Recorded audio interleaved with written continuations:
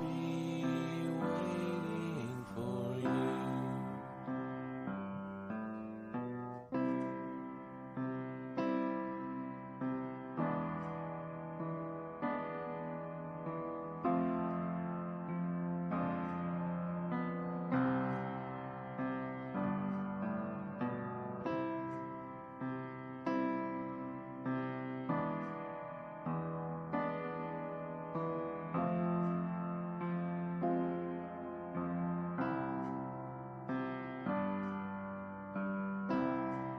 My children, my family, my very own. My body, my hands, my feet, though you are many, formed as one through me. And I've gone to prepare a place for you. I'll be waiting there for you. If it weren't true, why would I tell you? I'll be waiting for you.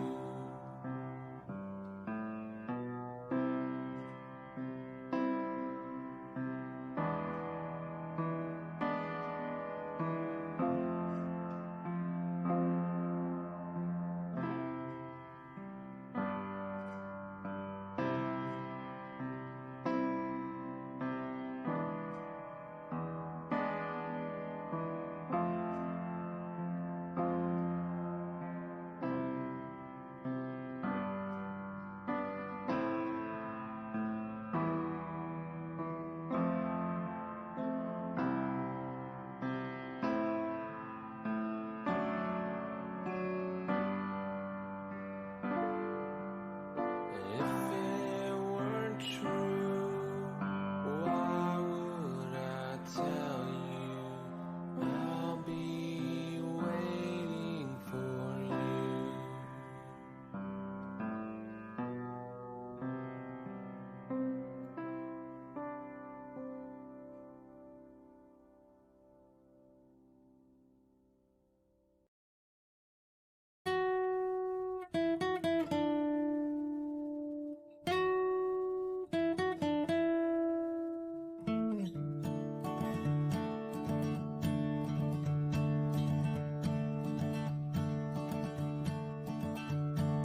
Walking on a desert road, I was just singing an old song. I was looking for a room to rest my bones, dreaming to meet someone who could feel my soul. I saw a cowboy coming with his black horse, hold my hand and say, I am the Lord. I was tired and the sun was hot. I left him with his horse and I walked on. In loneliness you'll always find your road. If you're lost you better walk alone.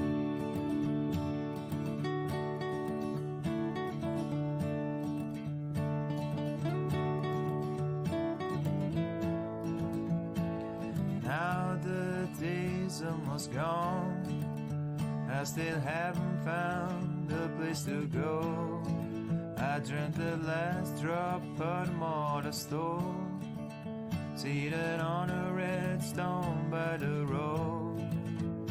When I lit up a cigarette I thought that the end was near, but I heard the guitar playing from afar.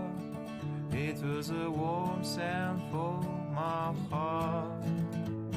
In loneliness you'll always find your road. If you're lost you better walk alone.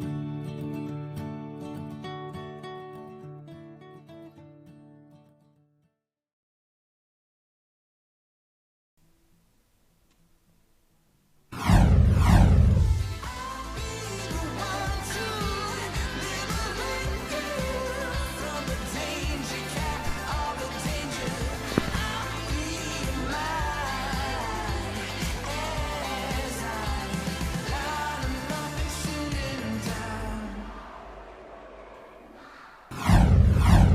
Bonjour tout le monde, bien le bonjour et bienvenue. Vous voyez, je suis en forme, mais un truc de fou, il fait beau, c'est bientôt le déconfinement, je suis super content d'être là.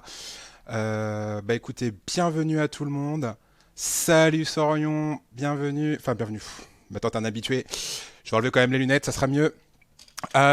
Écoutez, bienvenue, je suis encore super content d'être là. Je vérifie que tout va bien, je remets un petit peu de musique dans le fond. Hop là, comme d'hab, n'hésitez pas à me dire si c'est trop fort, si vous m'entendez bien, si ça va bien. Donc voilà, comme vous pouvez le voir, des petites nouveautés sur la présentation. Donc je vais vous expliquer ça tout de suite. Un petit peu de changement aussi dans le cadre. Je voulais vous faire profiter un petit peu plus de mon milieu, de là où je suis, de là où je travaille. Donc voilà.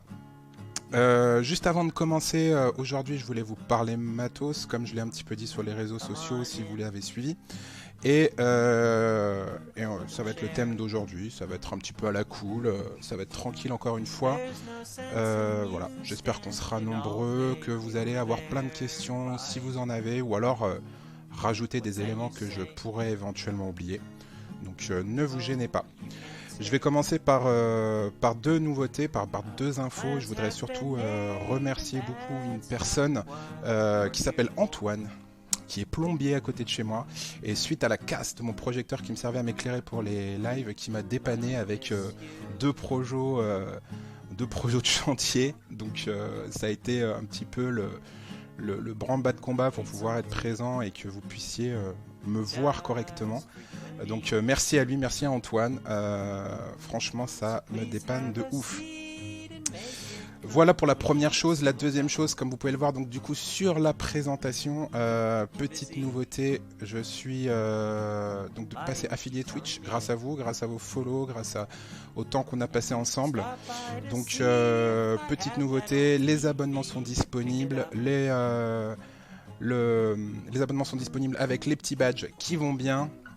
Merci à Julien d'ailleurs qui est le premier abonné. Donc ça c'est super cool. Merci à Gaël, un autre merci à Gaël qui est là, la graphiste qui m'a fait les petits badges qui vont bien et surtout le petit emote, Selfie T-Rex. Donc voilà, qui est accessible du coup à partir des abonnés. Voilà, et donc du coup ça c'est plutôt sympa si vous avez suivi un petit peu les lives, le délire du néolithique et du selfie T-Rex, c'était pour moi un petit peu une évidence de le mettre en première émoticône, donc ça me fait super plaisir. Je sais pas combien on est, j'arrive pas à voir s'il y a un petit peu de monde ou pas. Ouais, on a un petit peu de monde qui sont là, donc c'est plutôt cool. N'hésitez pas à utiliser le chat, à poser vos questions, à me parler, que je ne parle pas tout seul, s'il vous plaît. Non, sérieusement. Donc voilà, donc le principe des abonnés, pour ceux qui ne connaissent pas, ça soutient la chaîne. Tout simplement qu'on arrive à la fin du confinement, j'avais profité du confinement pour lancer la chaîne et j'ai très envie de continuer après tout ça, et donc du coup pour ça j'ai besoin de votre soutien pour acheter un petit peu de matos, pour améliorer un petit peu le setup. Je vous cache pas que j'ai déjà commandé des lumières et qui vont pas tarder à arriver, donc on va essayer encore d'améliorer un petit peu le rendu visuel du truc. Donc voilà. N'hésitez pas à lancer les follow, balancer vos Twitch Prime pour ceux qui sont abonnés soit chez Amazon Prime, soit directement déjà chez Twitch, avec un super lien que déjà nous a mis Julien dans le chat. Salut la killeuse. Super le fond et GG pour la fellation. Merci. Par contre c'est donateur, il n'y a pas de zen. Oh ouais, super. Tiens, regarde, on va corriger ça tout de suite. Tac. Si je trouve où est-ce que j'ai mis. Est-ce que c'est celui-là? Je sais plus. Merci beaucoup. Hop là. Tac. On va corriger ça tout de suite. Et voilà, super. J'avoue, effectivement, c'était, j'ai fait ça. J'étais un petit peu comment ça va se passer, comment est-ce que je vais le faire. En tout cas, voilà. Merci la killeuse pour cette petite correction. C'est corrigé. Bienvenue à toi, en tout cas ça me fait plaisir que tu passes me voir.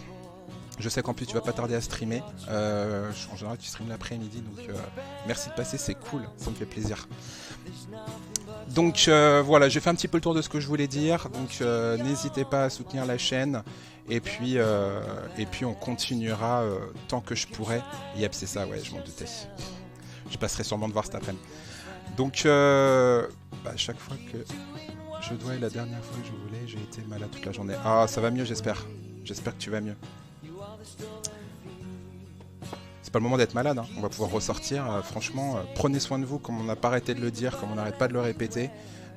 Franchement, voilà, faites attention à vous et puis soyez en forme pour le déconfinement, pour pouvoir vous éclater et profiter enfin de ressortir. Un petit coup de stress, rien de grave. Bon, ça va alors, ça fait plaisir. Je viens juste d'arriver, j'ai rien écouté, tu me feras un résumé. Tu regarderas le replay. Tu regarderas le replay. Bienvenue Chris. Bienvenue, merci d'être là encore. Donc voilà, bah écoute, j'expliquais un petit peu l'histoire des abonnements, de tout ça, etc. De l'évolution un petit peu de la chaîne. On a envie de faire monter un petit peu sur le... de faire progresser. Donc voilà. Et ben écoutez, sans plus tarder, on va attaquer un petit peu dans le vif du sujet. Je vais vous parler matos. Alors, comme d'habitude, hein, le but c'est d'essayer de rester accessible à tout le monde. S'il y a des professionnels de la photo et qu'ils ont des choses à rajouter dans le chat, n'hésitez pas. Si je peux y répondre, j'y répondrai. Comme je le dis tout le temps, je sais pas tout sur tout, mais on cherchera les réponses ensemble. Et on va pouvoir normalement répondre à tout le monde. Le but c'est quoi? C'est de savoir un petit peu plus ce qui se passe avec votre matos, quelles sont les capacités d'un appareil photo, pourquoi prendre tel ou tel type d'appareil. Je vais parler un petit peu des objectifs, des informations qui sont dessus. Et le petit truc que je vous apporterai, c'est un petit site internet que je vais partager avec vous, où vous allez pouvoir comparer un des éléments qui est pour moi le plus important sur un appareil photo.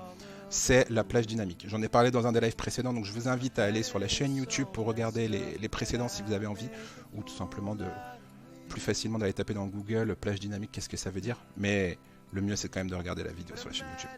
Autopromo, allez c'est parfait.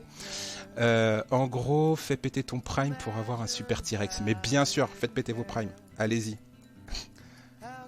J'ai commandé la Camlink, etc. On verra si l'appareil photo passe. Ok. Tu me tiendras au courant, on en reparlera avec plaisir. Donc voilà. Donc du coup je vais changer. Hop là. On va revenir ici. Donc voilà, un petit peu pour parler matos. Ça c'est une photo, on avait fait un petit délire avec mon collègue et collègue vidéaste de chez les Pépés. Et meilleur ami Benoît, on s'est amusé à mettre un petit peu tout le stuff qu'on emmenait sur un reportage mariage. Depuis, on s'est un petit peu allégé. Donc, en gros, si vous tirez la moitié ici à peu près, sur la droite, vous avez le matos photo et sur la gauche, vous avez le matos vidéo. Sachant qu'en plus, comme je disais sur Facebook, je sais plus à qui je répondais ça, on a un deuxième drone puisqu'on a chacun le nôtre. Donc voilà, le setup a un petit peu changé. Moi, j'espère aussi remplacer mes boîtiers. Malheureusement, la crise est passée par là, donc je ne sais pas si ça va venir tout de suite. Et ça évolue un petit peu. Pareil, avant, je prenais tout en double parce que j'avais trop peur de la casse. Et maintenant, ça va, je me limite un petit peu. Tu vas switch le Mavic Pro en Mavic Mini. C'est pas prévu. C'est pas prévu de switch le Mavic Pro puisque même si c'est le 1 et je trouve qu'il fait très très bien le travail, je suis pas professionnel du drone même si je suis déclaré en DGAC. C'est pas mon activité principale, c'est juste en plus de ce que je fais. Donc c'est pour rajouter quelques images à mes reportages. Donc c'est pas l'objectif encore de Switch. Maintenant, si j'ai Masdon, si j'ai 2000 abonnés à la fin du live, promis, je switch le drone pour vous faire un essai du Mavic Mini ou du Mavic 2. Mavic 2 avec qui a été conçu le capteur par Hasselblad et qui est juste oufissime aussi, tout simplement. Donc voilà, donc ça un petit peu, ça c'est le matos que j'utilise. Le but du jeu c'est pas forcément de tout détailler, mais si vous avez des questions j'y répondrai avec plaisir. La première chose, quand on va sur du matos photo, on se demande mais quel appareil photo acheter? Est-ce que j'utilise mon téléphone? Est-ce que je vais acheter un appareil photo compact? Est-ce que je vais acheter un bridge, un hybride, un réflexe? Ce qui fait énormément, beaucoup de choses. Et c'est des questions qui sont complètement légitimes. moi, comme je le dis tout le temps, c'est pas l'appareil photo qui fait le photographe. L'appareil photo, il te simplifie la vie et il te permet d'aller dans des conditions beaucoup plus extrêmes pour faire des photos. Mais c'est pas l'appareil photo qui vous fera faire une belle photo. Ne soyez pas complexés là-dessus. Voilà. Donc là-dessus, je vous détends tout de suite. Pas besoin de claquer votre PEL pour pouvoir faire de la photo. Mais si vous allez vraiment loin dans votre pratique, effectivement, pour commencer un des Mark III, c'est le minimum. Ouais, bah oui, allons-y. Le train de la hype, j'ai pas regardé exactement en quoi ça consistait, mais allons-y, balancez les dons et les abonnements, je valide. Salut Ben qui dit bonjour avec le petit Timoth Selfie T-Rex. Donc voilà pour ce que je voulais dire là-dessus. Maintenant, qu'est-ce qu'il y a comme différence? Pourquoi est-ce que vous allez prendre un compact, un bridge, un hybride, un réflexe? Moi, la première chose à prendre en compte, c'est votre utilisation. Clairement, est-ce que vous allez vouloir pousser, vouloir rentrer dans les réglages, etc. Et il va y avoir un impact sur l'utilisation et surtout sur la qualité des images. J'ai juste, hop là, je vais passer tout de suite sur la bonne photo. L'élément principal de ce qui change entre tous ces appareils, Team Hybride. Ouais, et bah écoute, on en parle à la fin de l'année quand Canon sort le R5. La Team Hybride. Franchement, pourquoi pas. Donc ce qui va changer, c'est déjà la taille du capteur. Donc la taille du capteur, c'est quoi? C'est le capteur, on en a un petit peu parlé, c'est l'endroit où va s'imprimer votre photo. Et l'endroit où va s'imprimer votre photo, il est plus ou moins grand. À l'époque de l'argentique, c'était les pellicules. Et la taille de votre capteur va influer sur le rendu de l'image, avec des flous un petit peu plus doux, un petit peu plus particuliers. Ce qui n'est pas complètement vrai, mais il y a un petit impact là-dessus. Ça va changer aussi le type d'objectif que vous allez pouvoir utiliser si vous avez un appareil où les objectifs sont interchangeables, qui n'est pas le cas par exemple sur le bridge et sur le compact et sur votre appareil photo, sur votre téléphone pardon. Ça va impacter un petit peu là-dessus et ça va surtout aussi impacter sur la résolution. Vous comprenez bien quand on regarde un petit peu la taille des capteurs que si on a un capteur de cette taille-là, on ne peut pas mettre autant d'informations que sur un capteur ici. Alors pour être complètement... j'ai pris cette image, mais en fait il en manque une ici, il manque le moyen format, mais là on touche la photo de mode, la photo de studio et un niveau bien au-dessus que moi je suis pas encore rentré dedans, mais j'avoue que acheter un moyen format pour mes photos de portrait, je dirais pas non. Donc voilà. Donc qu'est-ce que ça veut dire? Par exemple, donc votre téléphone, il a ce genre de taille de capteur. Donc il va avoir ce qu'on appelle les photosites dessus qui sont plus petits, on va avoir beaucoup de mal à engendrer beaucoup d'informations. Et forcément, plus la taille est grande, plus c'est intéressant. On arrive en gros, les compacts, après le téléphone, on arrive sur cette taille-là un petit peu de capteur. Et ensuite on arrive sur ce qu'on appelle les APS-C. On peut avoir des bridges, des APS-C et les hybrides. Alors les hybrides, ils vont même jusqu'au full frame, enfin ce qu'on appelle le plein format maintenant. Ils arrivent jusqu'ici. Full frame évidemment, bien sûr. Dical moyen format. Mais bien sûr Julien, dical moyen format. C'est ça qui pique un peu. Donc quand on est dans ces gammes-là, on commence à voir que ce soit un bridge, que ce soit un hybride, que ce soit un APS-C. Franchement, on a des résultats qui sont vraiment très très bons. Sauf si vous avez l'intention de faire des agrandissements, des retouches, ou si vous avez besoin de recadrer vraiment beaucoup à l'intérieur de votre photo.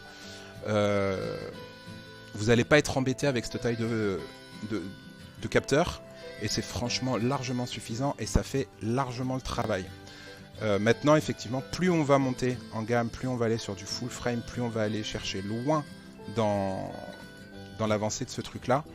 Bah ouais, effectivement, le plein format offre beaucoup plus de choses. Alors le problème qu'on a quand on est sur du plein format, c'est que les objectifs doivent pouvoir envoyer l'image sur l'intégralité de ce capteur. Et donc du coup, les objectifs qui sont juste pour ce genre pour les APS-C ne vont pas être compatibles avec le full frame. Donc attention à ce que vous achetez, on va en parler juste après sur les objectifs, sur les différences qu'il y a. Par contre, à l'inverse, les objectifs que vous avez sur le plein format sont parfaitement compatibles avec les APS-C. Les APS-C, c'est bien mieux pour les zooms, je trouve. Alors, oui et non. Oui et non, alors ce qui veut dire, Julien, pour ceux qui ne savent pas, c'est que tout simplement, comme je viens de vous le dire, comme on a un capteur qui est un peu plus petit, on a ce qu'on appelle un facteur multiplicatif, je vous le montrerai quand je vous montrerai les objectifs, qui augmente un petit peu la capacité du zoom de l'objectif. En général, en moyenne, c'est 1,5 fois.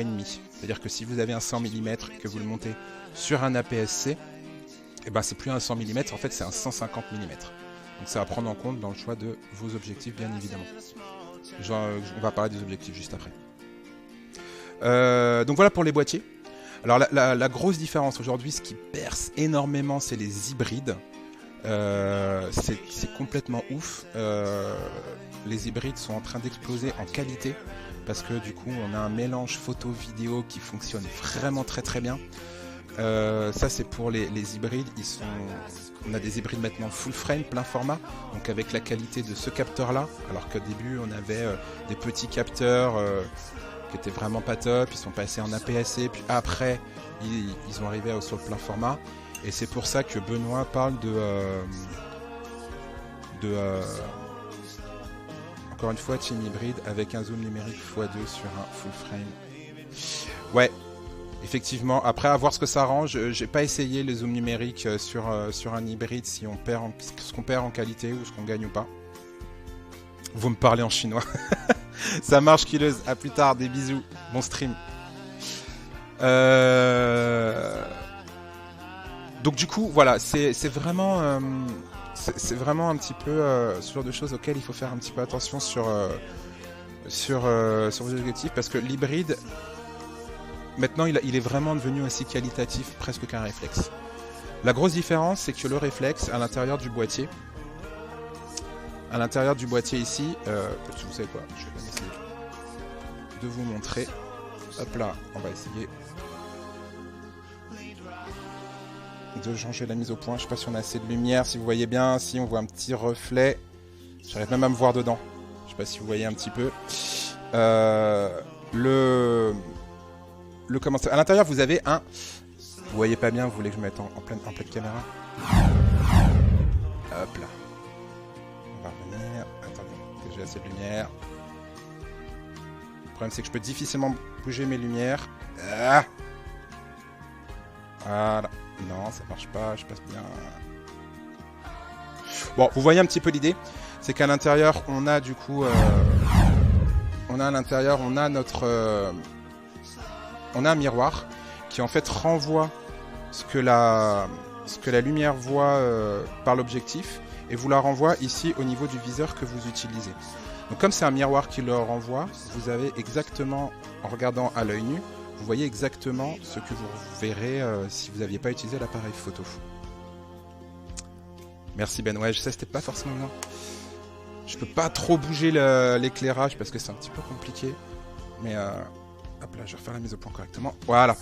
Et donc du coup, c'est plutôt bien parce qu'on voit exactement ce que l'œil voit. L'avantage de l'hybride, c'est que lui, ce miroir va être retiré. Et dans l'œilleton ici, quand vous allez regarder, vous allez voir un écran et qui va vous montrer exactement ce que vous allez prendre en photo. Et ça, c'est un avantage qui est plutôt intéressant pour ceux qui débutent en photo et qui n'ont pas trop l'habitude encore de faire la différence. Parce que comme je vous l'ai dit dans un précédent live, ben, l'appareil photo n'a pas les mêmes capacités que l'œil humain, et ce que vous prenez en photo, c'est pas exactement ce que vous voyez à l'œil nu. Et c'est ça qui est toujours un petit peu compliqué et ce qui est toujours un peu décevant, est-ce que les gens ont du mal à mettre au bout. Donc l'hybride là-dessus, gros avantage là-dessus par rapport à votre pratique de l'image. Et après, effectivement, c'est un boîtier qui est plus petit, plus facilement transportable. Et aujourd'hui, je vous dis, comme il a atteint la qualité du réflexe, ça peut valoir le coup, même pour les professionnels. Beaucoup de professionnels ont fait déjà la bascule et je pense que je vais le faire aussi pour basculer sur de l'hybride. Après, l'avantage du réflexe, pour avoir eu des hybrides entre les mains, j'ai l'impression, je me trompe peut-être, que ça a l'air quand même vachement plus costaud. Il y a beaucoup plus de mécanique à l'intérieur et du coup, peut-être à tort, j'ai l'impression que c'est beaucoup plus tout-terrain.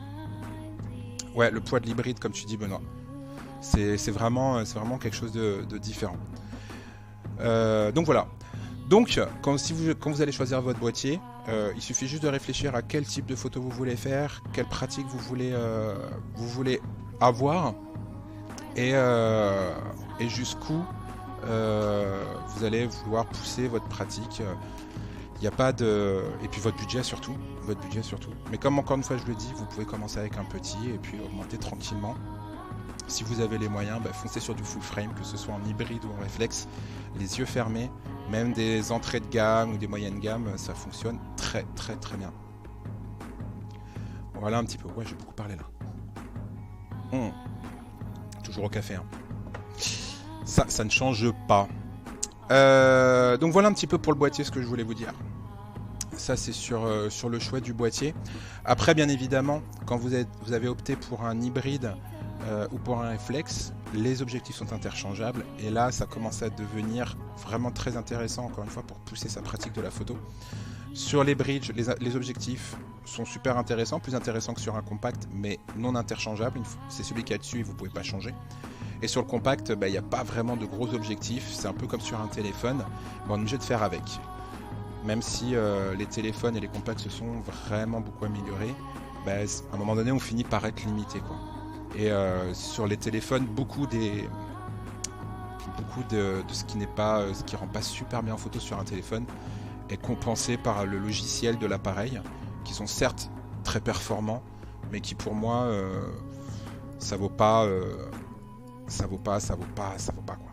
Clairement, ça vaut pas un réflexe ou un hybride dans le rendu de l'image. Tac, tac, tac. Je voulais dire un truc, je suis en train de réfléchir. Je crois que j'ai oublié. Un peu là. Les téléphones, c'est l'IA qui fait tout. Ouais, mais du coup, ils sont devenus vraiment bons sur les téléphones. Il y a des choses qui se font vraiment bien, il y a des flous qui sont vraiment pas mal. Ça peut être cool, hein. Moi, ça vaut pas un bon piqué, un bon flou qu'on trouve sur un hybride ou sur un plein format en tout cas, que ce soit hybride ou réflexe. Après, ça fait le travail. Faut savoir que, comme vous avez vu, on n'a pas beaucoup d'informations sur un téléphone, sur une photo de téléphone. Même sur l'iPhone 12, 15, 25, là, je sais même plus à combien ils en sont. Quand ils vous vendent du rêve en faisant des affiches de 20 mètres de haut dans Paris, regardez la petite ligne qui est tout en bas sur l'affiche. Photo optimisée par logiciel pour permettre l'impression. Bien évidemment, si vous n'avez pas ces logiciels hyper coûteux pour booster la photo qui a été prise, alors oui, ils ont pris la photo avec l'iPhone, mais derrière, elle a été passée à la moulinette pour pouvoir faire cet affichage. Voilà, regardez bien, vous penserez à moi la prochaine fois que vous voyez une affiche comme ça et vous regarderez dans les petits coins de publicitaire et vous verrez que c'est pas de la publicité mensongère puisqu'il y a le truc qui est juste indiqué en dessous, mais voilà, c'est assez rigolo. Enfin, moi je trouve ça assez rigolo. Donc la deuxième partie sur le matos... non, pardon. Après, je voulais toujours pour rester sur le boîtier, je vous ai dit, moi, l'élément qui est le plus intéressant, c'est la plage dynamique. Et là, c'est super compliqué de trouver des sites sur lesquels on va trouver l'appareil photo le plus performant sur la plage dynamique. Parce qu'on trouve très difficilement des chiffres, les constructeurs partagent un peu mais pas trop les trucs, et c'est là que je vais vous faire profiter d'un site qui est vraiment très très bien. Je vais copier là, hop là, je vais vous mettre le lien tout de suite dans le chat. C'est un site que j'ai trouvé qui justement va venir comparer ici par rapport aux appareils que vous avez, par rapport à vos boîtiers. Donc par exemple je vais prendre mon 5D Mark III, celui que j'ai, on va le comparer. Ici, je sais pas, moi j'ai comparé deux des appareils que j'ai, voilà. Non, s'il n'y a pas la différence, c'est pas assez énorme. On va prendre un iPhone,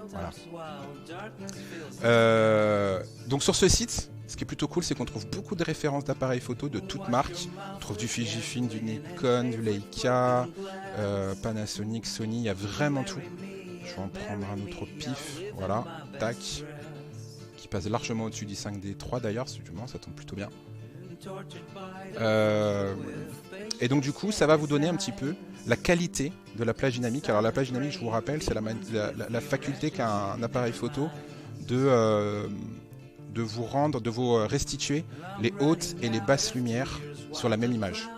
Et donc du coup, c'est vraiment un facteur important à prendre en compte quand vous choisissez un appareil photo. Et pour le coup, ce site, il est vraiment, vraiment très pratique. Moi, je vous le conseille. Voilà, ça vous permet de voir. Et en plus, l'évolution de la plage dynamique. Donc même si là, par exemple, on voit que le Sony est bien au-dessus du 5D3 dans les ISO, dans les bases ISO à 100. Dès qu'on monte un petit peu dans les ISO, on voit que l'écart devient de moins en moins significatif. Donc quand on va travailler en basse lumière, on va se retrouver sur quelque chose qui est beaucoup plus similaire.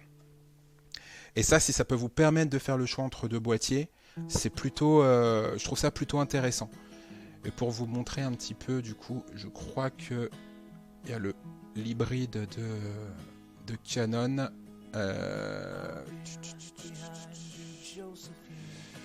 Le EOS R, je crois que c'est celui-là, celui qu'ils ont sorti. Donc c'est pas encore le R5 qui doit sortir à la fin de l'année. Donc le SR ici qui est en orange, on voit bien que par rapport au 5D3, le réflexe que j'utilise, il est bien au-dessus dans la plage dynamique. Et après, bon, bien comme je vous l'ai dit, dès qu'on passe dans les ISO, ça vient un petit peu se recoller. Si je veux comparer avec le 5D4 par exemple, là, on va enlever les autres. On va enlever les autres. Et il est où l'autre Sony que j'ai mis? Il est là. Donc entre le 5D4 et le 5D3, on voit aussi une grosse différence ici qui est très intéressante. Mais au final, on s'aperçoit que plus on monte dans les ISO, ça reste quand même assez similaire. Donc voilà, ce petit site qui est vraiment vraiment très sympa si vous voulez voir un petit peu les capacités en plage dynamique de votre appareil photo. Moi, ça m'aide à choisir un petit peu là-dessus, quoi. J'ai vraiment regardé ça pour savoir si j'allais changer de marque ou si j'allais rester chez Canon. Et aujourd'hui, je vous cache pas qu'il y a de fortes chances que je reste chez Canon, mais bon, le but c'est pas de faire de la pub à tel ou tel type de marque. Je l'ai déjà dit et je le redis, je suis pas pour faire la guerre entre les marques. Chacun voit midi à sa porte et Sony, en fonction de l'utilisation que vous en faites, est aussi valable que Canon, que Nikon, que tout le reste. Ouais, le R5, quand on voit déjà que le EOS R, qui était leur premier essai en hybride, se positionne là. Au niveau du 5D4, le R5 à mon avis va être monstrueux. Entre un... Ah, t'as regardé du coup Julien le 1DX3 et le... Ouais. Attention, hein, le 1DX3, ses avantages sont pas forcément complètement dans la qualité de l'image. C'est un très très bon appareil photo de reportage. Je pense qu'en image, il y a moyen de faire des choses beaucoup mieux. Il y avait... il est où? Le 5DSR par exemple, qui est un boîtier réflexe avec un capteur. Je sais plus s'il est considéré comme moyen format ou quasi moyen format. Et il est monstrueux pour de l'image. Monstrueux. Par contre, en reportage, il est mauvais. Donc voilà, pour ça qu'il faut réfléchir, tester, poser des questions, vous informer. Et effectivement, le choix d'un appareil photo, ça mérite de réflexion, surtout quand on claque quelques milliers d'euros. Ça peut valoir le coup. Après, l'objet, ça joue beaucoup aussi.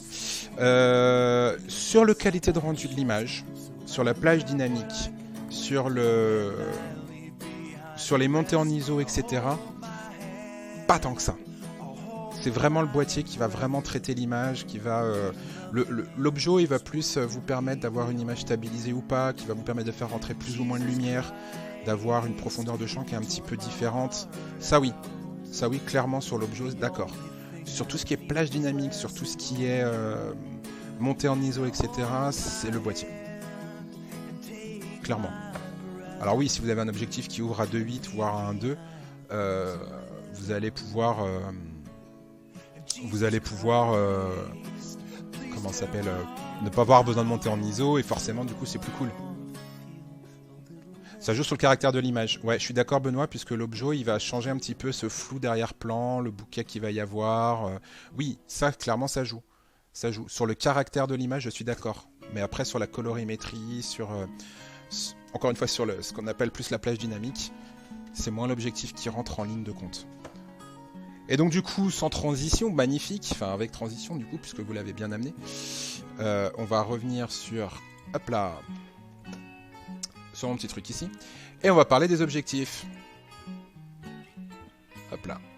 Sur les objectifs, il va y avoir plusieurs informations qui sont importantes à prendre en compte, et le premier, quand vous allez choisir, c'est la focale. La focale. Vous vous rendez bien compte que ce genre d'objectif, si je veux frimer, je peux même le... Hop là, où il est.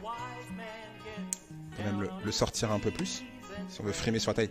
Ça, c'est un truc de photographe de frimer sur la taille de ces objectifs.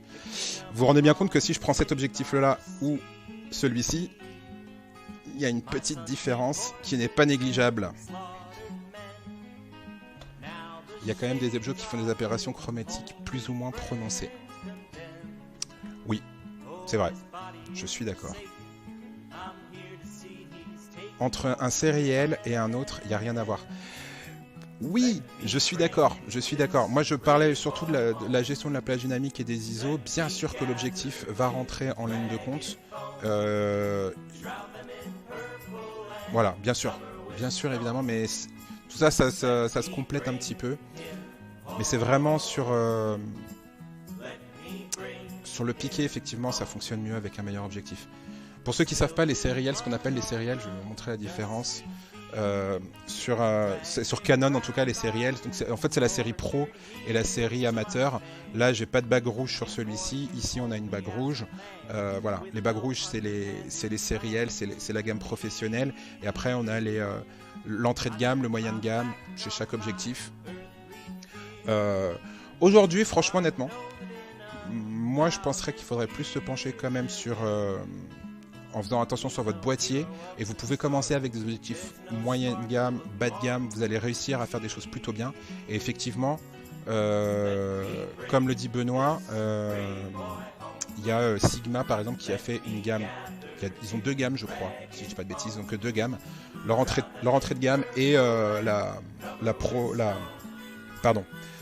Art, si je dis pas de bêtises le nom, qui a vraiment une grosse qualité. C'est ce qui va expliquer aussi la différence entre plusieurs produits. Donc, qu'est-ce qui change dans la qualité entre les objectifs? C'est la qualité des lentilles qui vont être à l'intérieur, l'aberration chromatique dont tu as parlé Benoît, les effets de réflexion, ce genre de choses, etc. Ça, c'est plutôt cool. Focal fixe, ouais, je vais en parler. Donc du coup, effectivement, la première information qu'on a sur un objectif, je vous ai montré les deux tailles d'objectifs. Si je peux me cacher derrière ça, je trouve, si je fais bien les choses. On a plusieurs tailles. Non, les autres, je peux plus me cacher, ils sont trop petits. Ça marche pas. Tac. Donc la focale, on a plusieurs tailles. Donc la focale, effectivement, c'est la taille entre chaque objectif. D'accord ? C'est la taille entre chaque objectif et ça va vous permettre, ce qu'on voit un petit peu sur le schéma, d'aller zoomer, d'aller beaucoup plus loin dans l'image.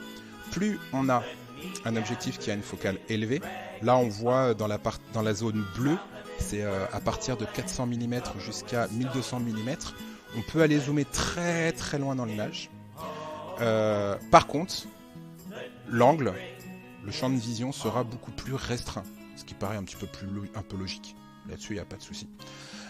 Et plus on va descendre, donc là on a dans la partie rouge, on va descendre jusqu'à 50 mm, on va pouvoir ouvrir l'angle jusqu'à arriver dans la partie jaune qui commence à être considérée des objectifs qu'on va appeler grand angle, et la partie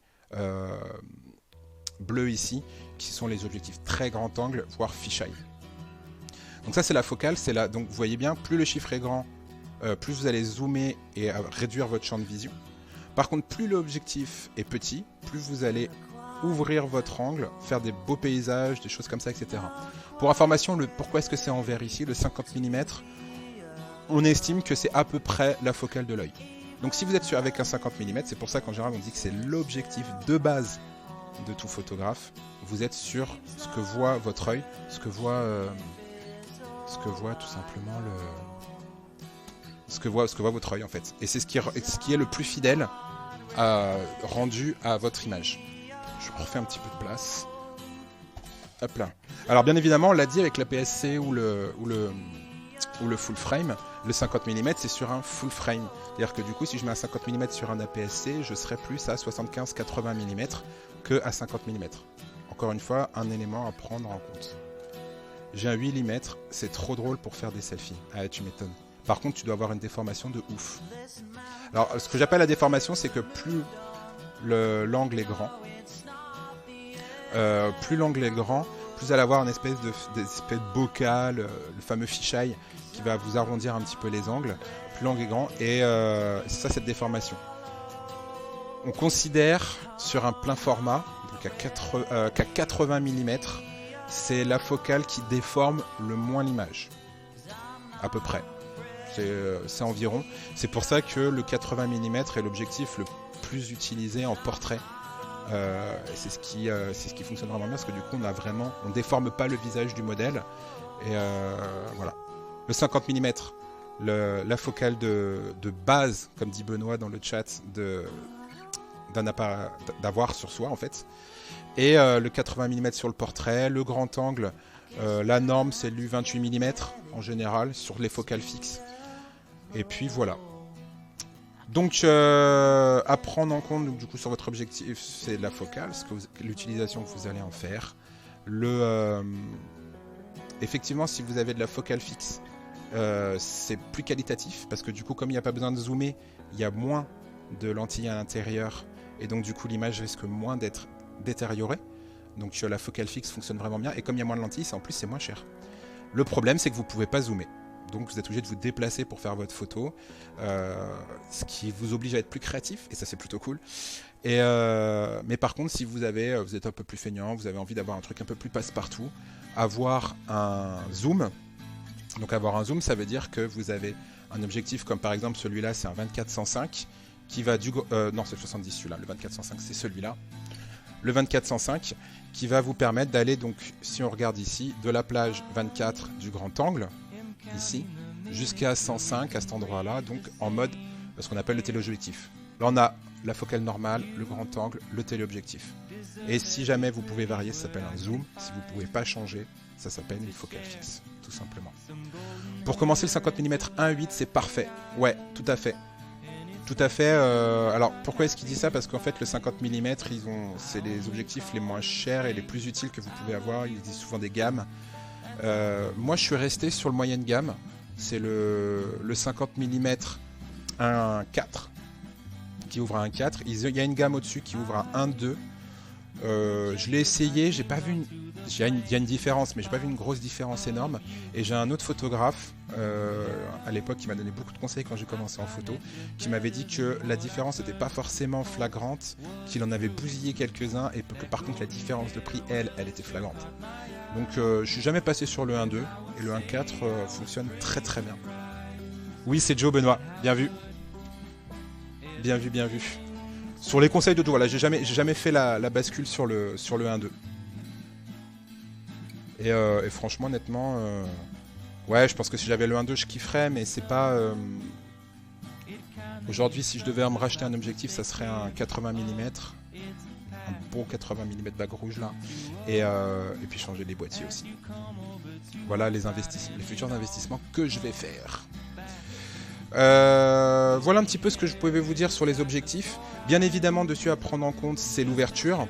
Donc l'ouverture, je vous en ai parlé un petit peu dans les autres lives que j'ai fait. C'est l'ouverture du diaphragme qui va vous faire rentrer plus ou moins de lumière. Je peux vous ressortir les gobelets et la bouteille. Ouais, un 4 c'est déjà énorme comme ouverture. Surtout qu'en plus à un 4, faire une mise au point précise, comme la profondeur de champ est très très très très petite, ouais, c'est compliqué. C'est vraiment compliqué. Donc à 1.2, c'est vraiment... c'est minuscule. Du coup, je me suis coupé, je sais plus ce que je voulais dire. Ah oui, l'ouverture des diaphragmes. Donc l'information que vous avez sur votre objectif, donc vous avez la focale, 50 mm, ou les chiffres qui sont indiqués. Et vous avez l'ouverture qui est marquée. Donc sur ceci, c'est marqué 1,4. Sur celui-ci, c'est marqué 1, 2 points. Enfin, vous ne le voyez pas trop, mais je ne vais pas rechanger la caméra. Bientôt, si je peux, il y aura une double caméra. Ça sera encore plus simple pour les lives. Donc du coup, sur celui-ci, c'est 2,8. Quand vous avez deux chiffres pour l'ouverture, ça veut tout simplement dire que, donc moi c'est l'exemple de celui-ci, sur l'exemple de celui-ci, mon ouverture, elle n'est pas fixe, c'est-à-dire que, alors que je dise pas de bêtises, c'est un 5-6, c'est un 5, il y a deux ouvertures, il y a 5 et 6-3 les chiffres. Ça veut dire que si je suis au zoom le plus large, donc dans son cas à lui, c'est quand je suis à 150, donc à peu près ici. Quand je suis à 150, je peux ouvrir mon diaphragme à 5. Et par contre, quand je vais jusqu'à 600, puisqu'il peut aller jusqu'à 600, il ne pourra plus ouvrir à 5, il ouvrira à 6,3. Voilà ce que ça veut dire. Les objectifs qui gardent l'ouverture du diaphragme constante, quel que soit le zoom, ça coûte beaucoup plus cher. Exemple, celui-ci, qui est un 70-200, 2,8, et il reste ouvert à 2,8, que je sois à 70 ou à 200. Voilà. Je ne vais pas plus en rajouter. C'est l'essentiel à savoir sur les objectifs. Après, bien évidemment, comme vous l'avez dit dans le chat, la qualité est à prendre en ligne de compte. L'utilisation que vous allez en faire. Par exemple, si vous faites de l'animalier, si vous faites du sport, ça c'est bien. Si vous faites du portrait, de la macro, ben ça c'est un investissement qui vous sert à rien, quoi. C'est un investissement qui vous sert à rien. Et le plus important, c'est le 50 mm. Voilà. Des objectifs à 100-150 € à peine. Alors ça paraît beaucoup, mais quand on voit le prix des objectifs qui peuvent monter jusqu'à plus de 2000 €, 150 € c'est pas grand chose. Et ça fait vraiment du beau taf. Voilà, j'ai beaucoup parlé. J'ai pas trop regardé un petit peu combien il y avait de monde, mais je pense qu'à mon avis, vous étiez un petit peu calme, c'est parce qu'il va pas y avoir beaucoup de monde. Tac. En tout cas, voilà un petit peu le tour que je voulais vous faire sur le matos. S'il y a des gens qui ont des questions en regardant le replay ou je ne sais quand, n'hésitez pas, toujours sur les réseaux, Facebook, Twitter, les vidéos YouTube, les replays sur la vidéo YouTube. N'hésitez pas à mettre des commentaires, poser des questions, me parler de ce que vous voulez faire par la suite. Et puis, je répondrai volontiers. Tac, tac, tac. Je fais juste...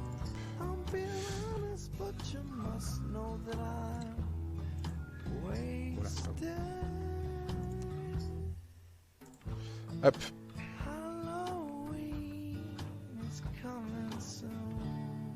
Tac, hop là, pardon, petit bug. Donc voilà un petit peu tout ce que j'avais à vous dire sur le matériel. Il y en aurait plein de choses effectivement à dire, comme certains l'ont souligné dans le chat. On pourrait en parler des heures sur la qualité de tel ou tel truc. Moi, je pense qu'aujourd'hui, il faut vraiment cibler votre choix de matériel par rapport à l'utilisation que vous allez faire de votre appareil photo, ce que vous voulez photographier, le poids que vous voulez que ça prenne dans votre sac, et aussi principalement votre budget. Vous trouverez plein de choses sur internet qui vous donneront plein d'infos. Moi je vous ai donné le petit site que je trouve qui est vraiment très très bien. S'il y a des gens qui nous rejoignent et qui veulent aller voir, je vous le remets dans le chat. C'est vraiment très intéressant de se pencher un petit peu là-dessus. Quand on veut investir de l'argent, c'est même primordial, quoi. C'est même primordial. Eh ben écoutez, je vais profiter qu'on n'est pas trop nombreux. Oui, je peux parler du Discord, merci Julien. N'hésitez pas aussi sur le Discord à lâcher vos questions sur le Discord. C'est vrai que j'ai encore du mal à l'utiliser, mais il faut que je l'utilise beaucoup plus. N'hésitez pas à utiliser le Discord, effectivement, aussi. Merci à tous ceux qui sont restés jusqu'au bout. Je vous rappelle que maintenant, vous pouvez vous abonner à la chaîne pour soutenir, pour ceux que ça intéresse. Je pense qu'on va peut-être changer les horaires. J'essaierai de faire un petit sondage sur ceux que ça intéresse, parce que du coup, avec la sortie du confinement, cet horaire-là n'est peut-être plus très adapté. Donc je vous demanderai un petit peu votre avis sur ce que vous voulez faire. Est-ce qu'on reste sur un format court? Est-ce qu'on fait des journées complètes? Ça peut être quelque chose d'envisageable aussi. Pourquoi pas? Moi, je suis ouvert à ça. Et puis voilà. Donc voilà, n'hésitez pas à soutenir, suivez la chaîne, abonnez-vous si vous le voulez, si vous avez un Twitch Prime c'est parfait. Et puis merci à tous de m'avoir suivi, encore merci à Sorion pour les liens, d'avoir suivi le live, merci à tous ceux qui ont été là, et puis prenez soin de vous et on se retrouve lundi autour d'un verre j'espère. Allez, ciao ciao, bonne journée à tout le monde.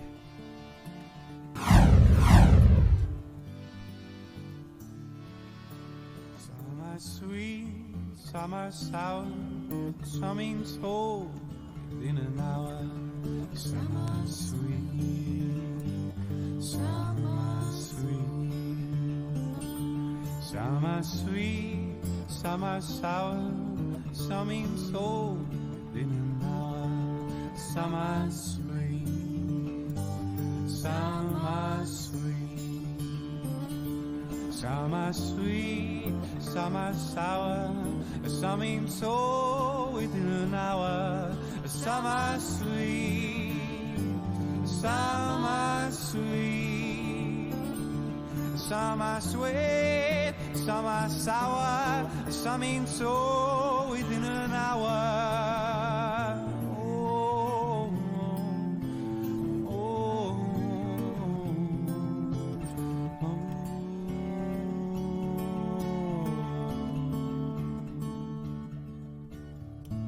Ask you for a dime, and you came with all this silver. Ask you to be quiet, and you wrote a poem. You wrote a poem for me.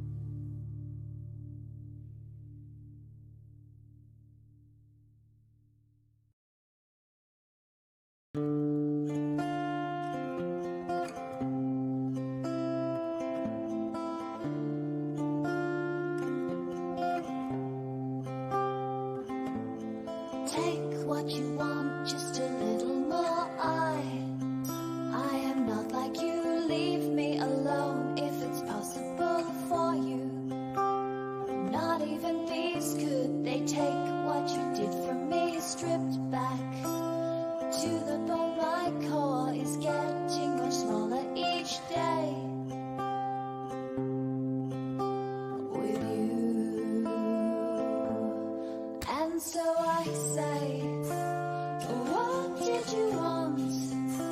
A holiday island? And why did you need to take a piece of me? And I never knew that the stakes were so high. And what did you want me to do?